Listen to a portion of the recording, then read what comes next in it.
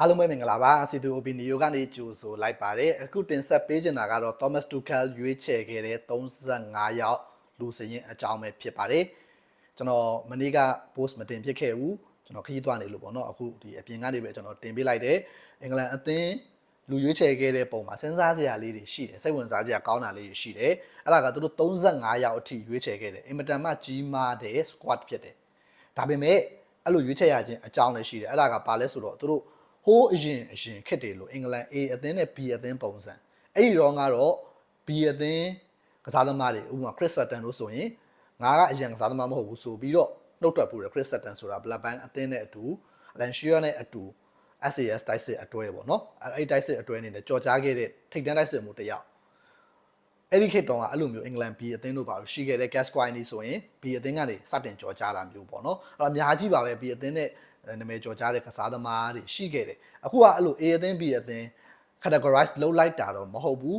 အဲ့ဒီ idea မျိုးတော့ပါတယ်အခုရွေးချယ်ခဲ့တဲ့35ယောက်ထဲမှာကစားသမား17ယောက်က seniority မြင့်တယ်လို့သတ်မှတ်ခံထားရတယ်ပြောမယ်ဆိုရင်တော့ Thomas Tuchel နဲ့အလုပ်တွေအများကြီးတွဲလုပ်ထားပြီးတော့တွေ့ကြုံတွေအများကြီးရှိခဲ့တယ်တစ်ချိန်တည်းမှာဒီကစားသမားတွေဟာပြီးခဲ့တဲ့ကလပ်အသင်းပွဲစဉ်တွေမှာပွဲချိန်3500မိနစ်4000မိနစ်လောက်အထိကစားထားရတဲ့ပွဲပန်းနေတဲ့ကစားသမားတွေဖြစ်တယ်အဲ့ဒီကစားသမား17ယောက်ကိုတော့နောက်ပွဲမှာပူးပေါင်းပါဝင်ခိုင်းမယ်ပထမဦးဆုံးခြေစမ်းပွဲမှာတော့24ယောက်နဲ့ပဲကစားသွားမယ်အဲ့လိုခွဲလိုက်တယ်တဘောကဟို17ယောက်ကတေချာတလောက်ဖြစ်နေတဲ့ကစားသမားတွေပေါ့နော်နောက်ထပ်24ယောက်ကတော့တိုက်ပွဲဝင်ရမယ်ကစားသမားတွေအဲ့24ယောက်ထဲမှာမှကျင်းတည်နေတဲ့ကစားသမားတချို့လည်းရှိတယ်ဒါပေမဲ့အားလုံးကတိုက်ပွဲဝင်နေရအောင်မှာပဲဆိုတဲ့သဘောမျိုးဟို17ယောက်ကတော့ဖြုတ်ချခံရနိုင်ချေအင်မတန်နဲတဲ့ကလပ်အသင်းနဲ့လည်းခြေစွမ်းပြနေတဲ့ကစားသမားတွေဖြစ်ကြတယ်ဒီဘက်24ယောက်ထဲမှာကိုသမား4ယောက်ပါဝင်တယ်ဒါပေမဲ့အမှ Pickford လည်းပါတယ်ပေါ့သူကတော့တေချာပေါက်ပါမဲ့ကစားသမားပါဒါပေမဲ့ဒီ World Load အနေထားရပေါ့ဟိုဘက်မှာ17ယောက်ဒီဘက်မှာ24ယောက်အခုခြေစမ်းကစားသွားမှာကဥရုဂွေအသင်းဂျပန်အသင်းတို့နဲ့ပွဲစဉ်နေပွဲတွေကြက်တယ်တမင်ရွေးချယ်ထားတာဖြစ်တယ်ဥရုဂွေအသင်းကတောင်အမေရိကကိုစားပြုဂျပန်ကအာရှတိုက်ကိုစားပြုအကောင်းဆုံးအသင်းဒီနှစ်သင်းလုံးက top 20ထဲမှာရှိတယ်ပြီးတော့တူခါတရားဝင်ပြောထားတယ်လို့ပေါ့သူတို့တွေအနေနဲ့ဥရောပမဟုတ်တဲ့အသင်းတွေနဲ့ကစားခြင်းဒါကြောင့်မလို့ဒီလိုရွေးချယ်ထားတာဖြစ်တယ်ပထမပွဲဥရုဂွေနဲ့ပွဲမှာပထမအတုပ်24ယောက်ထဲကစားသမားတွေနဲ့ကစားသွားဖို့ရှိတယ်ဒါဟာတိုက်ပွဲပဲအဲ့ဒီမတိုင်ခင် training session တွေမှာလည်းအားလုံးပါဝင်ရမယ်အဲ့ဒီ24ယောက်ဟို17ယောက်ကတော့နောက်မှလာမှာဒါမဲ့ဒီပွဲကတော့ဝင်ပလီကွင်းမှာပဲကျင်းပသွားမှာတခြားဥရောပထိပ်သီးအသင်းတွေလို့ပေါ်တူဂီတို့ပြင်သစ်တို့ပြီးတော့ဘရာဇီးလို့အသင်းတွေလို့အမေရိကမှာသွားကစားမှာတော့မဟုတ်ဘူးဒီ tactical နဲ့ရွေးချယ်မှုဘက်ကိုပို့ပြီးတော့အသားပေးတယ်ဟိုဘက်အသင်းတွေကကျတော့အမေရိကရဲ့ဒီရှေ့မြေအနေထားကိုဗာလေ့လာခြင်းသဘောပါဝင်တယ်ပေါ်တူဂီပြင်သစ်ဒီအသင်းတွေပေါ့နော်ပြီးတော့ဒီဘရာဇီးအစရှိတဲ့အသင်းတွေကအမေရိကမှာသွားကစားမှာFormula 1လို့ပေါ့ free practice 1 free practice 2ပုံစံမျိုးပေါ့အင်္ဂလန်တို့ကတော့ free practice တွေလုပ်နေခြင်းတော့မဟုတ်ဘူးကိုယ့်ဘက်ကိုဒီလူရွေးချယ်မှုပိုင်းကိုအားထားနေတယ်အဲ့တော့ဒီနေရာမှာရွေးချယ်ခဲ့တဲ့ကစားသမားခုနတေချာပေါက်ပါနိုင်တဲ့17ယောက်ကကိုသမားဒင်ဟန်နာဆန်သူကလည်း Crystal Palace အသင်းနဲ့ဥရောပပွဲတွေကစားထားရတယ်ပေါ့နော်ဒင်ဟန်နာဆန်ပြီးတော့ခန်းစစ်ကစားသမား4ယောက်အဲ့4ယောက်ကကြတော့ဒန်ဘန်ရယ်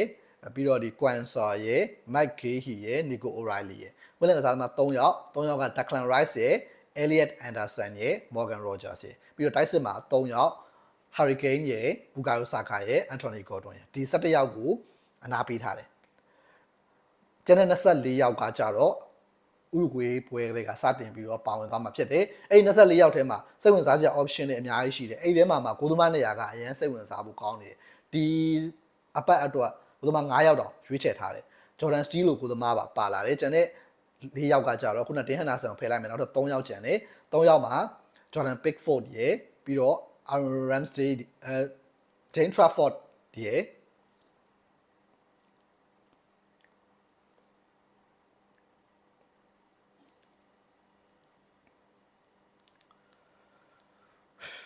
24ယောက်ကတော့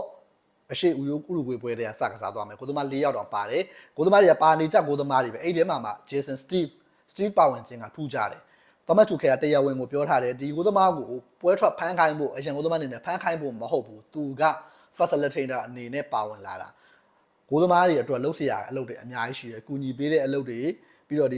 ဂိုးနီးပြားနဲ့ဂိုးသမားတွေဂျားတွေကဆက်နွယ်မှုတွေ SAPI routine တွေအခြားသောဂိုးသမားတွေရဲ့ training ပိုင်းဆိုင်ရာတွေကိုလုပ်ဖို့အတွက် Jason Steele ကိုရွေးချယ်ထားတာဖြစ်တယ်လို့တရားဝင်ပြောခဲ့တယ်ယူရို2024ပြိုင်ပွဲတော့ကလည်း Manchester United ကိုသမား Tom Heaton ကိုအဲ့လိုမျိုးရွေးချယ်ခဲ့ပြီးဒါပေမဲ့ Tom Heaton က squad ထဲမှာတော့မပါဘူးသူက technical staff အနေနဲ့တီးသန့်လိုက်လာတာဖြစ်တယ်အခု Steele ကိုဘယ်လိုရွေးမလဲတော့မသိကြဘူးများသောအားဖြင့်တော့အဲ့ဒီ Tom Heaton ပုံစံမျိုးရွေးချယ်မယ်လို့မျှော်လင့်ရတယ် Steele ကဟိုးလူငယ်ကစားသမားဘဝတော့အင်္ဂလန်အသင်းနဲ့အနည်းငယ်ပတ်သက်မှုပဲမဲ့သူကကစားသမားဘဝတစ်လျှောက်လုံ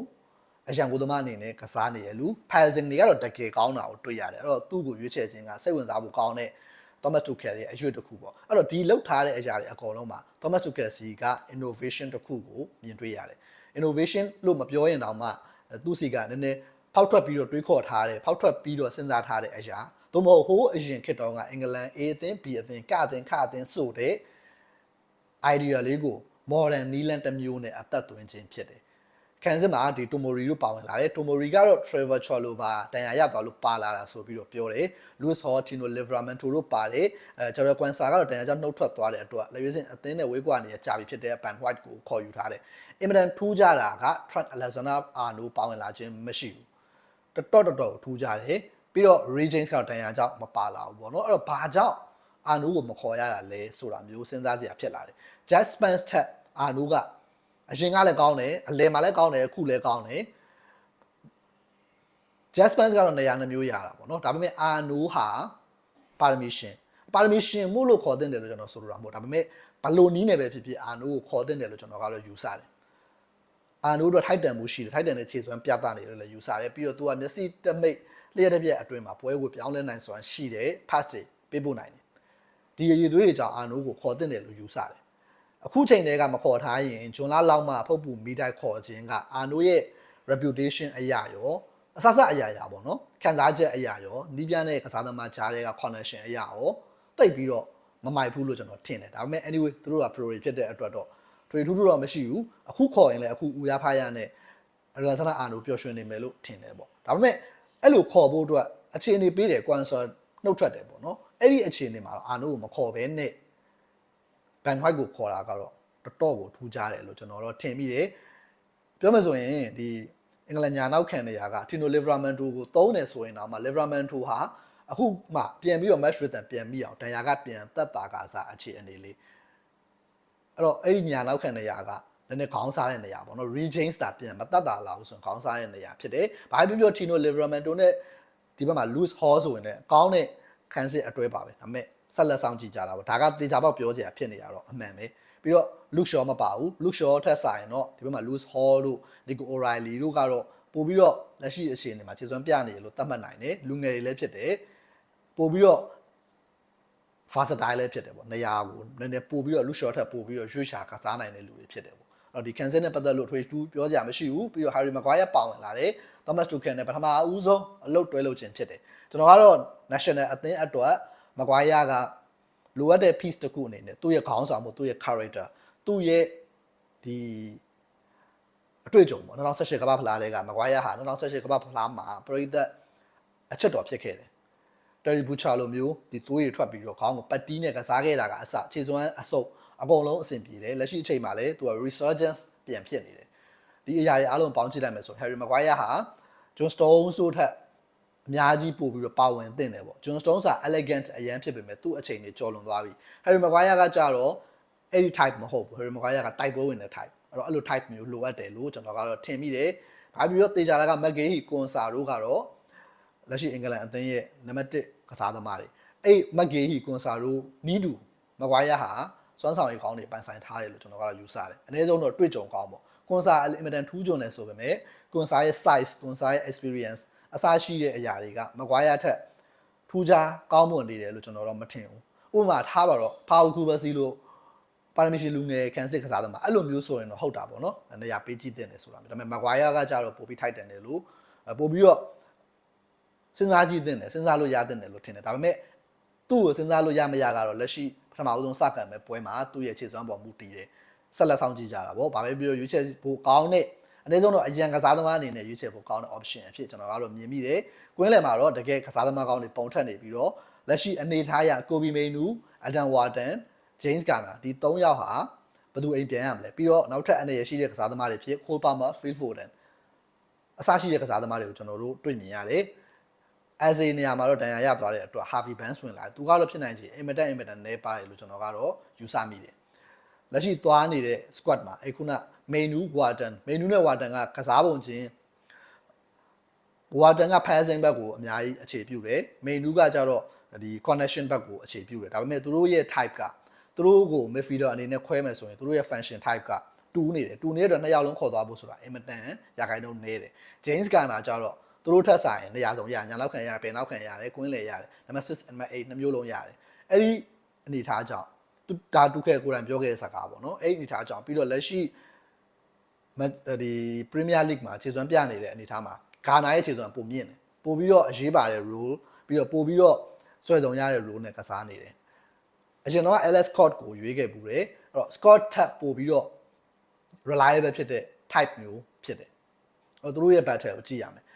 technical အရာသို့မဟုတ်ပါရမီအရာတော့ Warden တို့ Menu တို့ကအစပေါင်းများစွာပိုကောင်းတာပေါ့ဒါပေမဲ့ Thomas Tuchel ကဘယ်အရာကိုရွေးမလဲဆိုတာကဆက်လက်စောင့်ကြည့်သွားရမယ်အရာတစ်ခုဖြစ်တယ်Bellingham ကတော့နောက်ဆုံးအထိပါသွားမယ်လို့ယူဆရတယ် Bellingham ရဲ့ခြေစွမ်းကလည်းအဲ့လိုပဲ versatile ဖြစ်တယ်မာကျောတယ်ဆိုတဲ့ဘက်ကိုသွားတယ်ခိုးပါမာကလည်းရှိခြေစွမ်းအနေထားအရအနေရရှိနေတယ်ဒီအခုအင်္ဂလန်အသင်းဥရုဂွေးနဲ့ပွဲမှာသူတစ်ခုလုံးပြနိုင်မှာဆိုတာဂိုးတွေ assist တွေဆိုလိုချင်မဟုတ်ပဲねThomas Tuchel ကိုဆွဲဆောင်ပဲတစ်ခုခုလုံးပြနိုင်မှာ at least နံပါတ်10ရိုးမဟုတ်ရင်တော့ညာတောင်မအနေနဲ့ဘူကာယိုဆာကာကိုတိုက်ခိုက်မဲ့ကစားသမားအနေနဲ့လုံးပြနိုင်တင်တယ်လုံးပြနိုင်မယ်ဆိုရင်တော့ကိုဘာမာကိုရွေးချယ်နိုင်တယ်သို့မဟုတ်ဘူးဆိုရင်တော့ Thomas Tuchel ရဲ့နာမည်တွေပါကြည့်ရလို့မဟုတ်ဘူးဆိုတာကိုကျွန်တော်တောက်လျှောက်မြင်တွေ့ထားရတယ်ပေါ့နော်တောက်လျှောက်မြင်တွေ့ထားရတဲ့အခါမှာပြင်းထန်ရက်ဆက်တဲ့ဆုံးဖြတ်ချက်တွေဖြစ်လာနိုင်တယ်as a ကတော့လက်ရှိခြေစွမ်းမှာတကယ်ကောင်းတယ်အင်္ဂလန်အိမ်နေရာမှာ9ယောက်6ယောက်လောက်ထပ်နေရMorgan Giswai ဆိုရင်ပြောမှဆိုခြေစွမ်းကကောင်းတယ်ဒါပေမဲ့ပါမလာဘူးပေါ့နော်ပြောမှဆိုရင်တော့ခြေစွမ်းတက်ကြည့်မယ်ဆိုရင်လက်ရှိ form အရ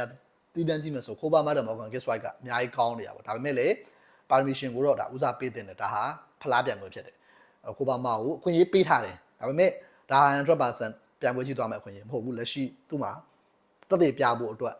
test တစ်ခုပေါ့နော် test တစ်ခုကိုသူကြော်ဖြတ်ရမယ်တိုက်စစ်နေရာတွေမှာတော့ Dominic Calvert-Lewin နဲ့ပြီးတော့နောက်ထပ် Dominic Solanke Dominic 2ယောက်ပေါ့နှစ်ယောက်ကိုသူရွေးလာတာဘာလို့လဲဆိုတော့နှစ်ယောက်ကပုံစံတူလို့သူပြောထားတယ်နှစ်ယောက်ထက်တစ်ယောက်ပဲကြံခဲ့ဖို့ရှိတယ် Oli Watkins ကိုမရွေးဘူးဆိုတာက Watkins ရဲ့ခြေစွမ်းကိုသူအားလုံးသိပြီးသားဖြစ်တယ်ဒါကြောင့်မို့သူစမ်းသပ်နေစရာမလိုဘူးဆိုတဲ့သဘောမျိုးပြောသွားတယ်ဒါကတော့ရှင်လဲလျှောက်တာပြလဲဆွဲတာအနေထားမျိုး Watkins ရာသီကုန်တွေမှာတောက်လျှောက်ပြန်ခြေစွမ်းပြရင်သူရွေးကောင်းရွေးနိုင်တယ် Watkins ပေါ်မူတည်ပြီးတော့ Foden ပေါ်အများကြီးတက်ရောက်မှုရှိတယ်ဘာလို့လဲဆိုတော့ Foden ကနံပါတ်10အနေနဲ့ရွေးချယ်မခံရရင်တော့ Force 9အနေနဲ့ရွေးချယ်ခံရနိုင်တယ်Foden ကို Force 9နဲ့ရွေးမယ်ဆိုရင် Watkins လို့ type ကမလို့တော့ Watkins က Force 9မဟုတ်ပေမဲ့အဲ့လိုမျိုး channel တွေကိုသွားပြီးပူပေါင်းပြီးတော့ကစားတတ်တဲ့ရွေးရှာတဲ့တိုက်စစ်ကစားသမားမျိုးဖြစ်တယ်ဒီနေထားတွေကျွန်တော်တို့တွေ့ရတယ်အဲ့တော့အရင်မြင့်တဲ့တိုက်စစ်မူတယောက်အတွက်က DCL သို့မဟုတ် DS ပေါ့ Dominic Solanke ပေါ့အဲ့တော့ဒီကစားသမား2ယောက်အခုမှလုတ်ပြရမယ် DCL ကတော့တောက်လျှောက်လုတ်ပြထားပြီးတော့ခြေစွမ်းမငြိမ်ဘူးသိပြီးတော့ကောင်းတဲ့အချိန်တွေကြော်လာခဲ့ပြီဒါတော့သူ့ရဲ့ကန်တရားပေါ့နော် Solanke ကတော့ယာဒီအလိုက်ကြည့်မယ်ဆိုရင်ပိုပြီးကြီးမားတဲ့စွမ်းဆောင်ရည်ကိုပြသထားတာကိုတွေ့ရတယ်ပြီးခဲ့တဲ့ယာဒီတွေမှာပေါ့လေအဲ့တော့ဒါအင်္ဂလန်အသင်းရဲ့လူရွေးချယ်မှုနဲ့ပတ်သက်တဲ့အခြေအနေလေးပေါ့အဲ့တော့ဒီနေရာမှာ squad 35ယောက်စင်အားလုံးသိပြီးသားလူအားလုံးသိပြီးသားကျွန်တော်လည်းအလွတ်ရွတ်ပြတော့ဘူးဘာလို့ဒီ idea ကိုရွေးလဲဘာလို့နှစ်ခုခွဲကန်လဲဆိုတဲ့အကြာကအဓိကအချက်ဖြစ်တယ်အဲ့ဒီအဓိကအချက်ပေါ်မူတည်ပြီးတော့ကျွန်တော်တို့အခုလာမယ်ပွဲတွေကိုကြည့်ရှုရမှာဖြစ်တယ်အဲ့တော့ဥရုဂွေအသင်းနဲ့ပွဲကစလို့ကျွန်တော်တို့ခံမှန်းချက်တွေကိုစတင်ရင်ခုံရမှာဖြစ်တယ်။ရီဒူခံမှန်းနေကြတော့မလို့အချိန်တန်ရင်တော့ဒါကြီးကထွက်လာမှာပဲဆိုတော့ကျွန်တော်တို့